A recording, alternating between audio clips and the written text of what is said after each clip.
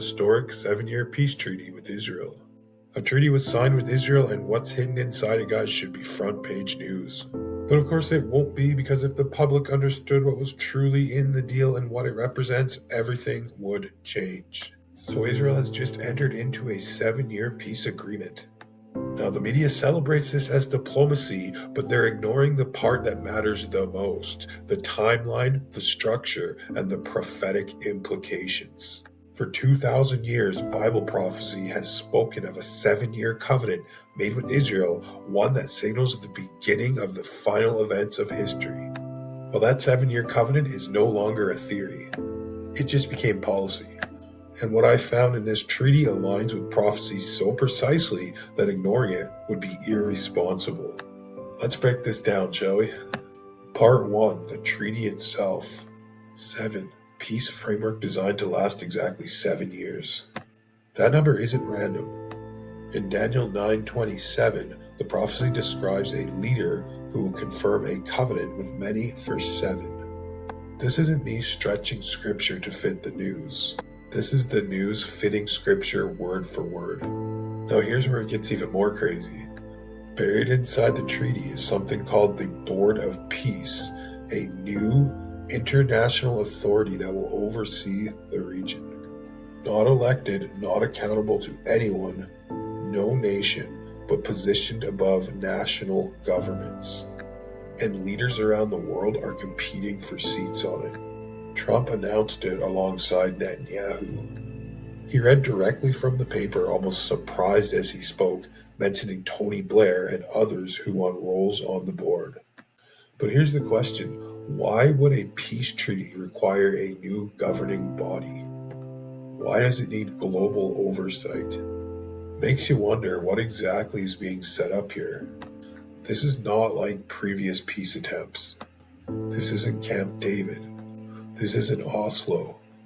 Those didn't create a new international authority. This one does. And prophecy says a global governing structure emerges during this 7-year period, a system that eventually consolidates power under a single figure. This treaty looks like the foundation. Part 2, the prophetic warning. Daniel's prophecy doesn't only describe a 7-year covenant. Covenant broken at a midpoint in the 7 years. The covenant is broken. And this leader who helped establish peace turns against Israel. Worship is disrupted, and chaos follows.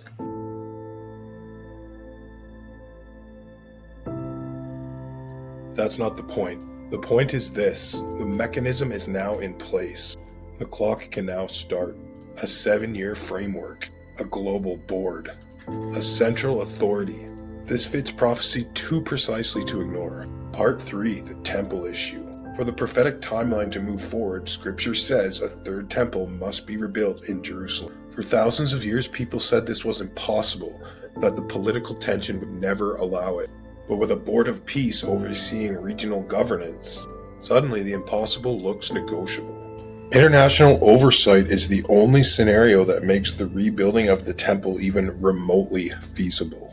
You may be watching the early steps of a plan that leads directly to that moment. Part 4, the system of control is already being built. Now here's where the warning becomes personal. Prophecy describes not only a political covenant, but a global system of control implemented during this 7-year period. A system where no one can buy or sell without having that required mark. For centuries, people thought that was symbolic. Today, it's not symbolic at all. Right now, governments and corporations around the world are building the exact infrastructure described in the Bible. Digital IDs and biometrics, cashless digital currency. The UK has already implemented mandatory digital ID, and other nations are tying bank access to identity. Some are even developing biometric payment systems based on your palm and face. And once all interactions depend on identity, freedom becomes permission, and permission becomes control. This is exactly the thing Revelation described. A global economic system that can restrict buying and selling. Not in theory, not someday, now. China already does this through their social credit system. Your money, your travel rights, all linked to your behavior. Imagine that. Imagine that system, but global. Imagine it tied to a single digital identity. Imagine it activated during a 7-year crisis. This is the direction the world is moving. And this treaty, this board of peace, is a perfect platform for global coordination. Part 5, why this matters right now. You need to understand something. The treaty is real. The timeline is real. The digital systems are real. And the prophetic alignment is real. We are living in a moment that people used to only read about. For thousands of years, believers wondered how these events would unfold. A 7-year covenant? A global governing authority? A system that controls buying and selling? Technology that tracks every human movement? How and when? Through what mechanism? Now we know. It starts with peace. It always starts with peace. Part 6, what you need to do. 1. Talk to your family and prepare them. 2. Pay attention to digital identity laws. 3. And probably most importantly, draw closer to God now. And 4. Stay informed and alert. These systems often start as a convenience, then shift to a requirement. 3rd, draw closer to God. Not tomorrow, now. The days ahead will challenge faith in ways we haven't seen in our lifetime. 4th, stay informed. Stay alert. Definitely don't assume the media will tell you the truth. Most of them don't even understand or believe in the prophecy that they're watching unfold. So stay awake, stay aware, and don't stay silent. Because once this system locks into place, there will be no turning back. Okay guys, thank you so much for watching. I truly hope you enjoyed the video and got something out of this. As always, I look forward to reading all of your comments, and I do try to answer all of them. Please remember, guys, to like, subscribe, and help spread awareness and warn people by sharing this video. If you would like to help the channel and help me produce more free videos, you can consider becoming a channel member or check out the links in the video description below. And also don't forget to turn on your notifications, because I periodically go live and do live videos without any notice sometimes. So if you want to be, not miss out on the live streams that we have, make sure you hit that bell and turn on the notifications. So hope to see you guys next time. Thanks for watching, and God bless everybody.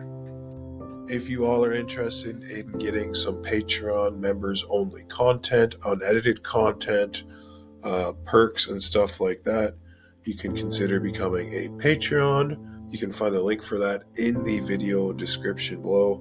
There's actually free Patreon members, so you can become a Patreon member for free if you guys want. If that's your thing, like, you can pay if you want, or you can become a free Patreon. They added that option now, so all good. I just want to thank you guys so much for watching the videos, sharing the videos, and at the end of the day, that's all I want is for you guys to watch, share, like, subscribe, and join the Discord too. That's 100% free. There's no charge. There's a good community in there. I've seen a couple of you guys have already joined the Discord. The links for that are in the video description as well. It would be awesome to see some of you guys in there. And if you have any ideas for video topics, you can also share those with me in the Discord. I do a lot of videos that subscribers, come up with topics for me. So yeah, guys, it'd be great to get to know some of you guys a little bit more. So please join the Discord. Have a great night.